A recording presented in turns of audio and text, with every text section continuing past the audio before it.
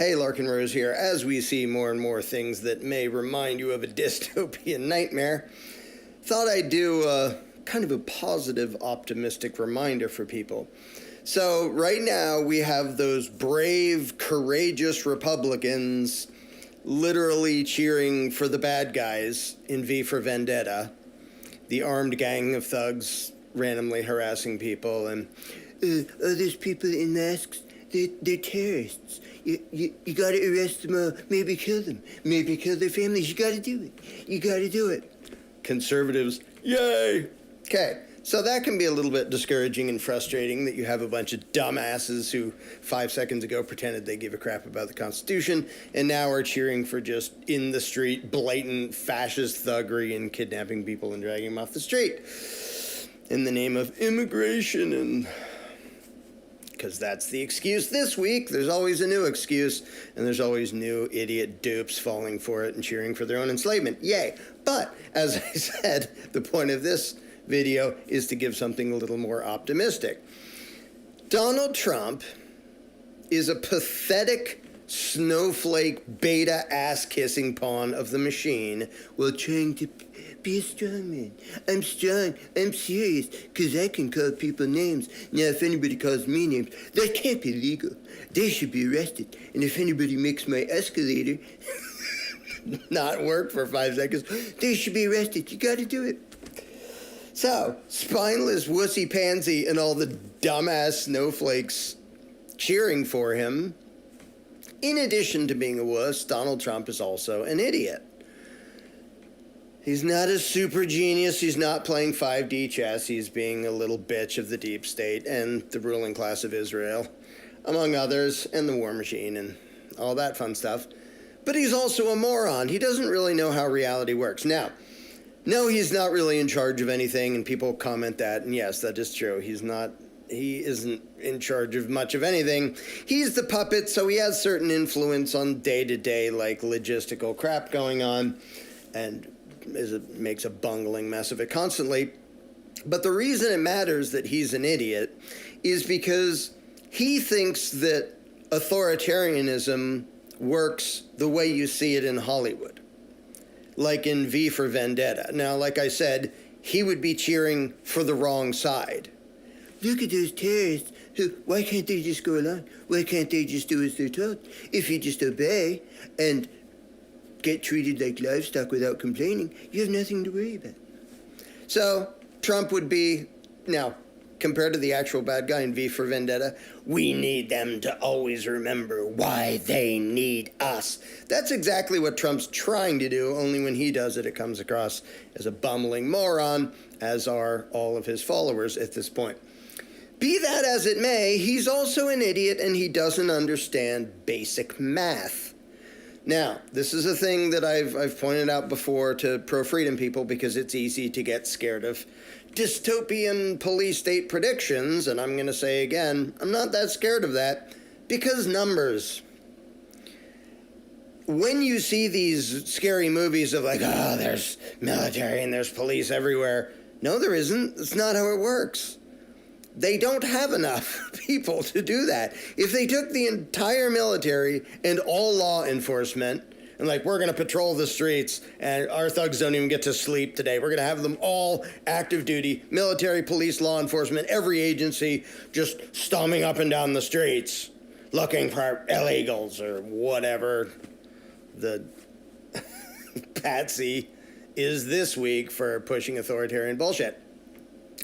If they did that, you almost wouldn't know what's happening because you would run into them so rarely because they are so vastly outnumbered by the general population.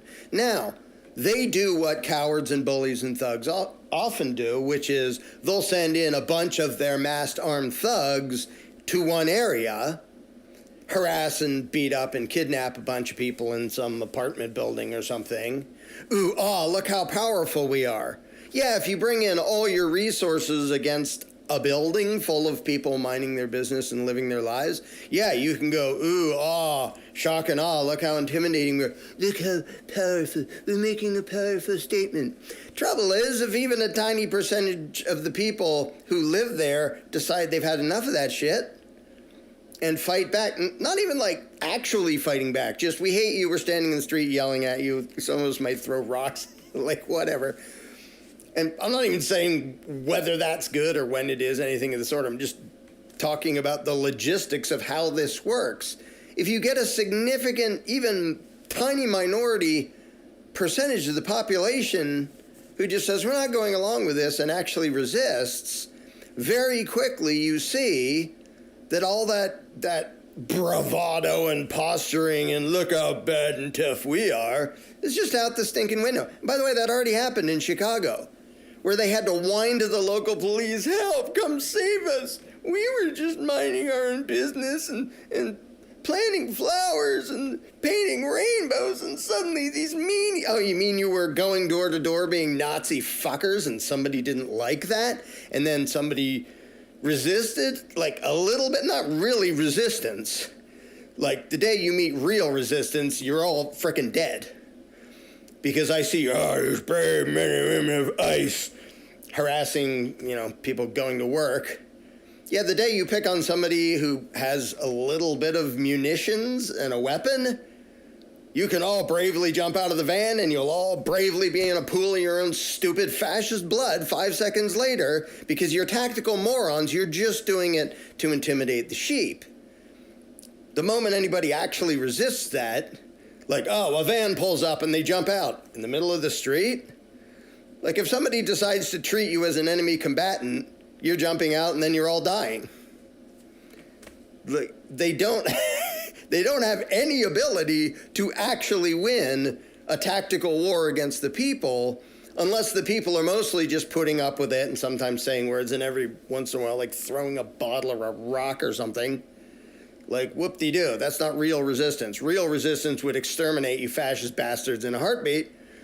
Not even saying that's what should happen. I'm saying if there were actually people resisting, like resisting for real, the whole look how tough we are would be over like that. Everybody would quit ICE, except the ones who are lying in the street dead, because it's a little too late for you fascists to do that. The rest of you would quit because you're fucking cowards. You do this because you're on a power trip. And if you don't believe me, look up any story of any school shooting and watch the video of the cowardly fascists. Oh, you mean it's not like unarmed people on a work site trying to earn a living? We can harass them and be big and bad and tough. There's somebody with a gun. Let's all hide out here because there's a kid with a gun inside the school. So they all hide outside like a bunch of spineless pansies they are, because that's law enforcement for you. They're bullies and they're cowards.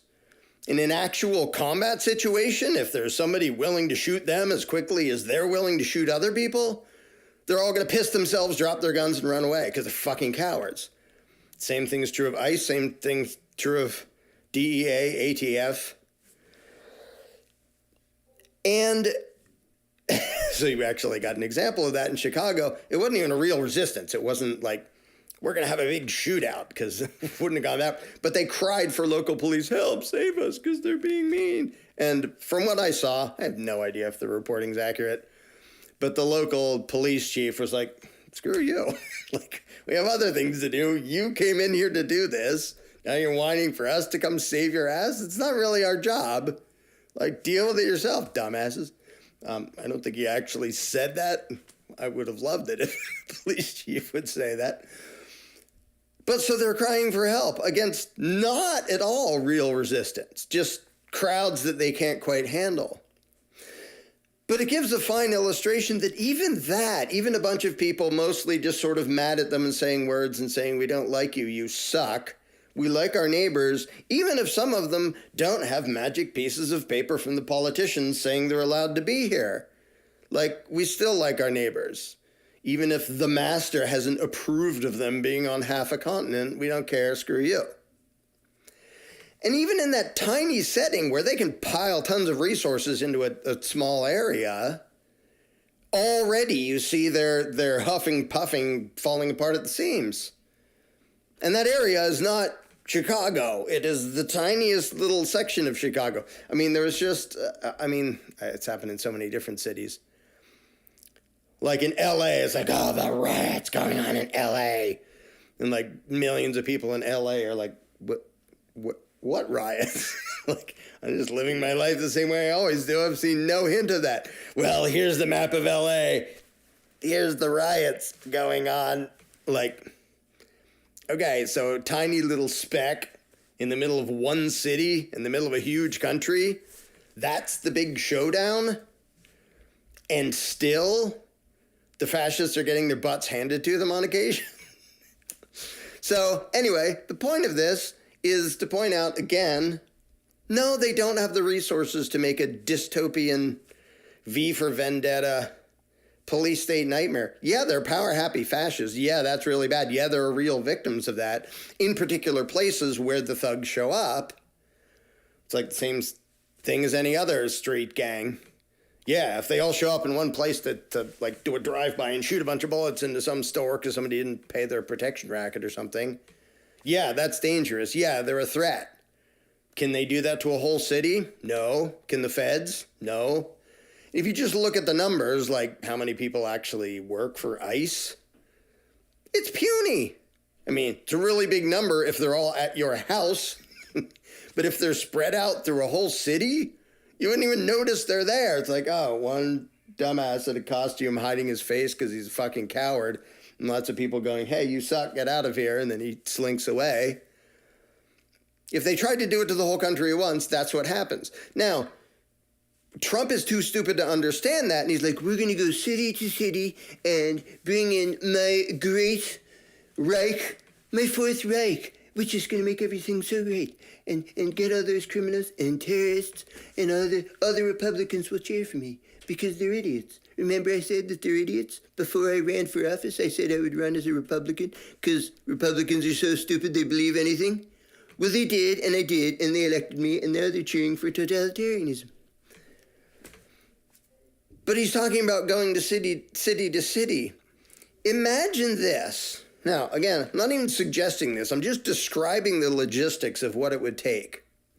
Imagine one of these raids. Oh, they're also trying to silence, like, their apps somewhere. Is it on Apple or something? Apps where people can report, yeah, the immigration Nazis are over here, and they can tell people and share that around. And government pressured somebody to take that app down, which is a violation of the First Amendment. Like, oh, we can't have people, like, talking to each other about where the Nazis are showing up. Yeah, that's not at all reminiscent of totalitarian regimes. And by the way, yes, it's obviously illegal. The courts have already dealt with this before when it came to people flashing their headlights about, hey, there's a cop up there. And a few people got pulled over. You're not allowed to do that. Really? What law was that against? None. It just hurt my badge-wearing feelings. They went to the courts, and the court said, yeah, you're allowed to tell somebody you saw a cop, you dumbasses. That's not a crime. So it would be the exact same thing here, if it ever bothers to make it to the courts. So it's fascist, unconstitutional bullshit, which Republicans seem to be a big fan of now.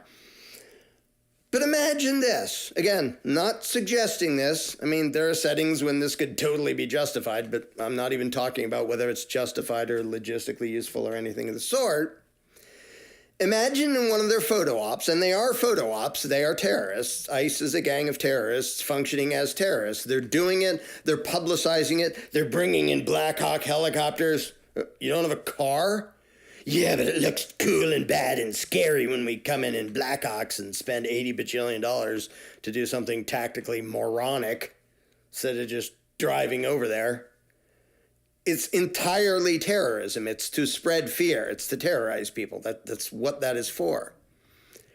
Okay, so picture a van. And the clips I've seen of, like, they're wearing cams inside the van and then leaking that, like, here we are jumping out of the van, going after these immigrants. And they're publishing that because some bootlicking idiots are stupid enough to go rah, rah, rah for that. Okay, picture this happening once, just anywhere. A van pulls up. We're going to go get those immigrants. The doors open. Somebody with a 30-round clip and an AR, an AK, or whatever. Bang, bang, bang, all of them dead. Anybody who knows how to aim at all and has an AR or an AK or any semi-auto anything could very easily do that. Van pulls up in the middle of the street. There's 100 vantage points. that if you know that's happening, it's really easy to kill everybody getting it. Well, they have vests. Yeah, good luck. Have a 308. Have fun with that. So it's really damn easy. Like, tactically, what they're doing is utterly moronic. But they know it works because they're not actually fighting people who are fighting back. They're fighting innocent victims. They're being fascist thugs. But if one person decides, okay, you're going to behave like this is a military conflict, I'm going to behave like this is a military conflict, and you're all going to die the moment you step out of your stupid van. And then the whole world is going to see that. And some of the people are going to go, well, serves you right, you Nazi fucks. In fact, I would be one of those people. That would serve you right, you Nazi fucks. If you show up being fascist, randomly harassing and kidnapping people because they don't have the permission, I'd be like, meh, serves you right, Nazi fucks. And the moment that happened, what do you think is going through the mind? Now, lots of people go, oh, that was horrible, we can't have that. What do you think is going through the mind of everybody in ICE? Can I not be in the next van where we jump out on some random street where a bunch of people hate us? Because I don't really want to get gunned down while I'm trying to go harass people who are just like going to work and stuff. Maybe I don't want to do that anymore. And it would be a small minority of the population go, well, serves you right, but it wouldn't be zero. I'd be one of them. If you show up in a van and wear masks and try to kidnap people at gunpoint, not even identifying yourself, and you get killed, that's your own fucking fault. You deserve it. Whether you're cartel member, ICE member, someone pretending to be ICE member and wearing a mask because they're just hiring mercenary thugs, which seems to be happening. I don't care. You fucking deserve it. You started it. You were the aggressor. You showed up and acted as a terrorist. If somebody shoots you, well, sucks to be you. Maybe don't be an evil dumbass. I would say next time, but in that hypothetical, there isn't a next time. You're dead, you stupid fucker. If that happens once, now, of course, the ruling class would be, oh, this is horrible. We gotta stomp down on this. With what? What resources do you think they have to do that? And this is the thing. I've talked about this for decades. The thing that tyrants always do wrong, I mean, they do lots of things immorally, but the tactical botch-up they almost always do is they abuse people and they oppress people, and they abuse people and they oppress people, and they think, well, we got away with it yesterday, we'll probably get away with it tomorrow. And they don't understand that when suddenly resistance happens, it can be a very fast cascade and get out of hand in a heartbeat.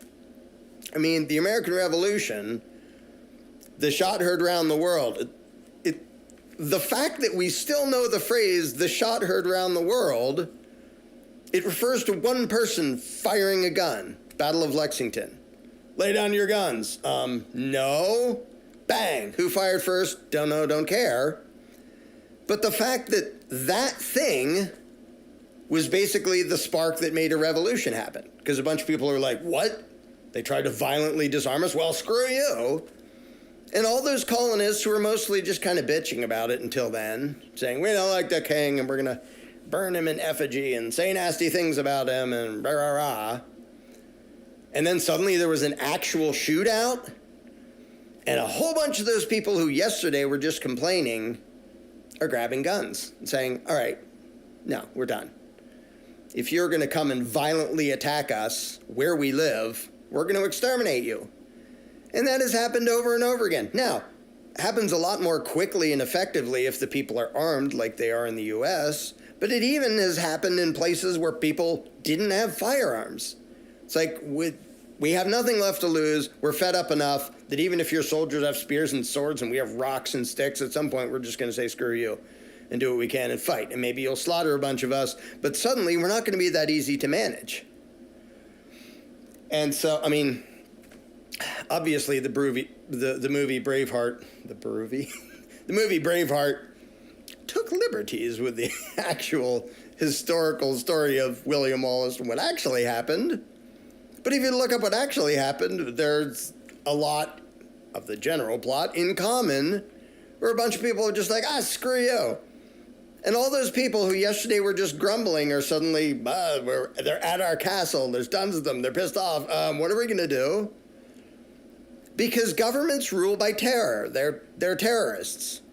That is how they function. It's how the IRS functions. Scare the crap out of a bunch of people by making an example here or there and ruining some lives, and everybody else will pay their tribute to the parasitical ruling class. DEA rules by terrorism. ATF rules by terrorism. We're going to make an example and publicize it all over the place.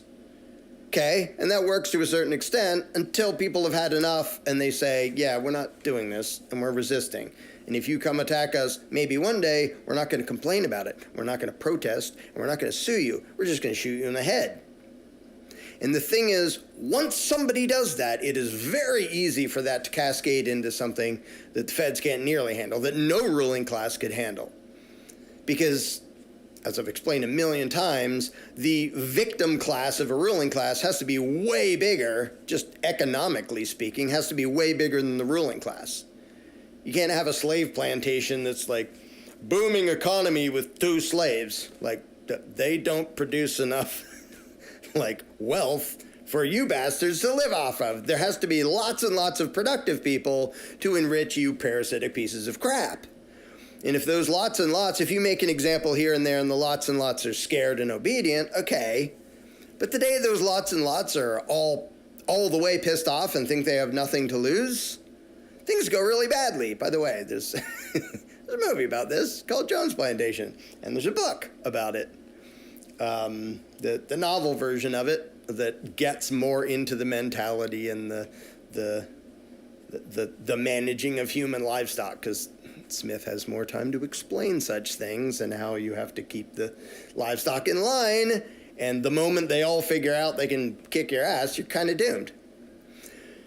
Well, at any given moment, the feds are this close to creating a backlash they can't nearly handle. And they're huffing and puffing. Now, a certain amount of conflict they actually want.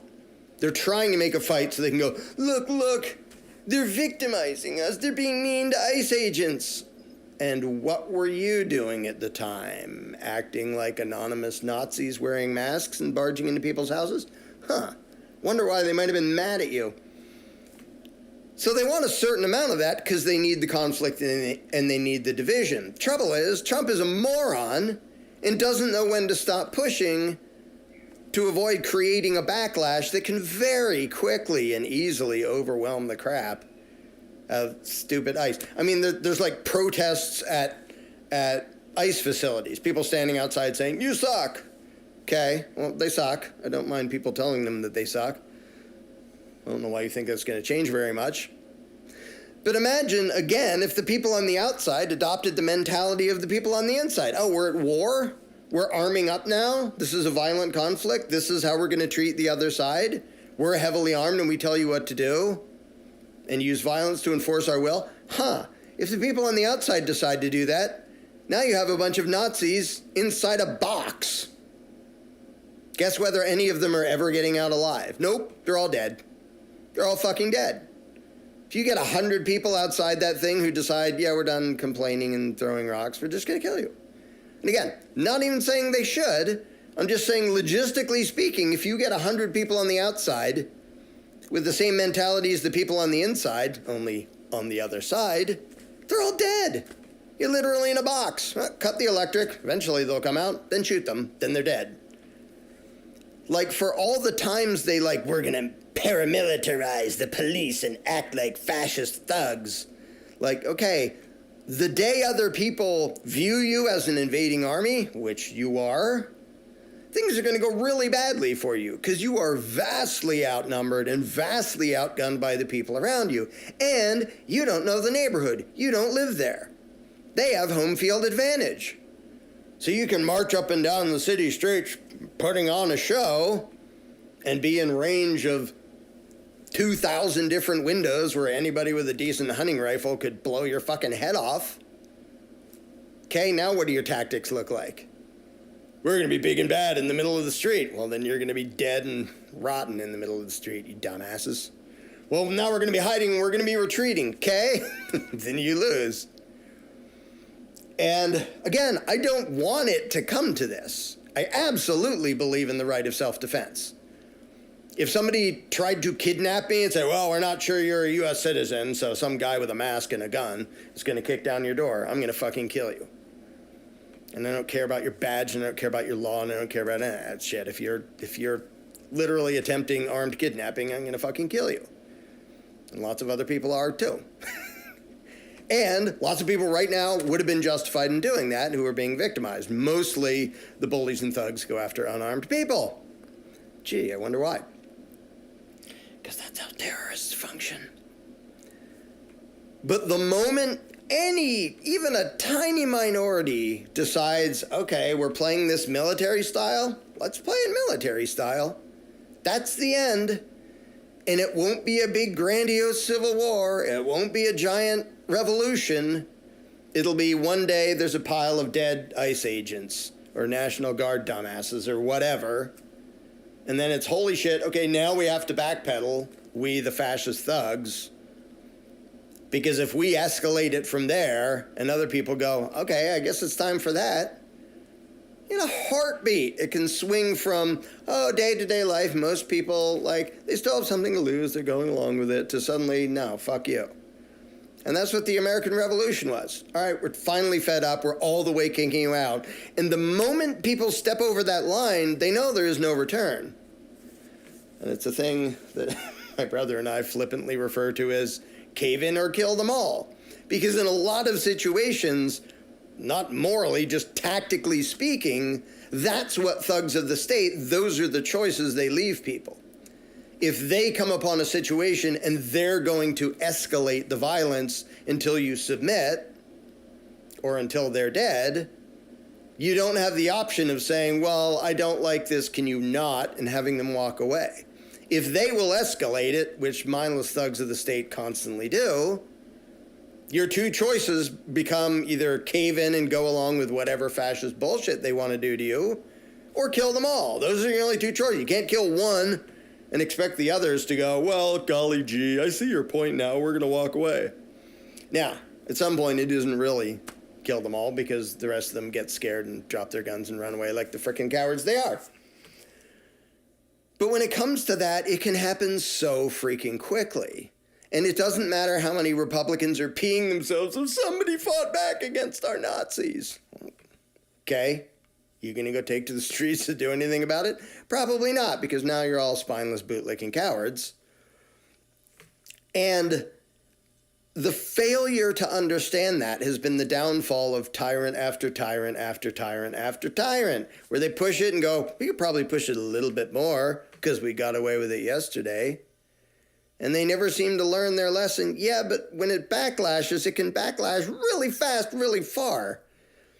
And again, this had nothing to do with morality. Like the French Revolution went just bonkers overboard and turned into just a mass slaughter of the ruling class, the royalty, the elites, whatever you want to call them.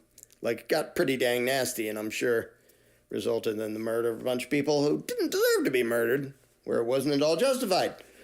So this isn't about whether it's justified or not. It's just about how reality works. When you piss off the human livestock enough that even a tiny percentage of them are willing to resist by force, there's no ruling class in the world that has the resources or the personnel to actually forcibly suppress a significant percentage of the population. 1% of the population of this country is over 3 million people. That's a lot of people. And that's 1%. If 1% resisted, the feds are doomed. Especially if the 1% is like, okay, now we're all the way in combat mode and we're going to do guerrilla tactics. We know where your office is. You're nice enough to put your big stupid name on the front of it. So you're all screwed.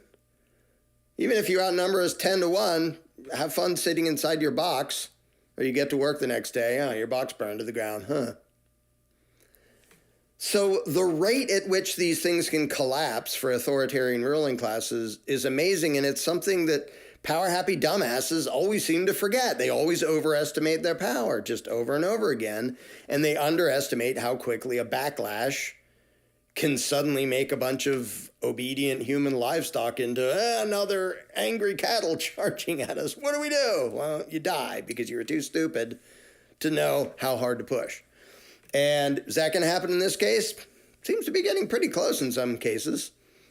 Don't know if it will. I don't actually want it to. I'd rather the fascist dumbasses decide to stop being fascist dumbasses.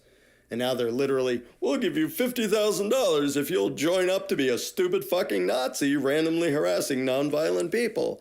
Oh, goody. I'm sure that's going to attract just the most moral, awesome, principled people.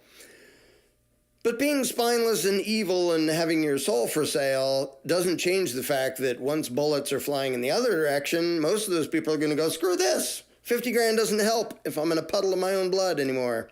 So yeah, no thanks. I quit. Bye. And so this may be the dumbass. Mango Mussolini may be the dumbass who finally pushes it to the point where some people push back. And I don't mean by protests and bottles and rocks. I mean, okay, if we're playing military tactics, let's play military tactics. And then all his bluster and bravado and trying to be tough, brave leader. I am the greatest leader who ever was. I'm the greatest tactician. I'm the greatest everything that has ever been in the world. And I will demonstrate it by pissing off so many people that we have a war inside my own country. That's how great I am.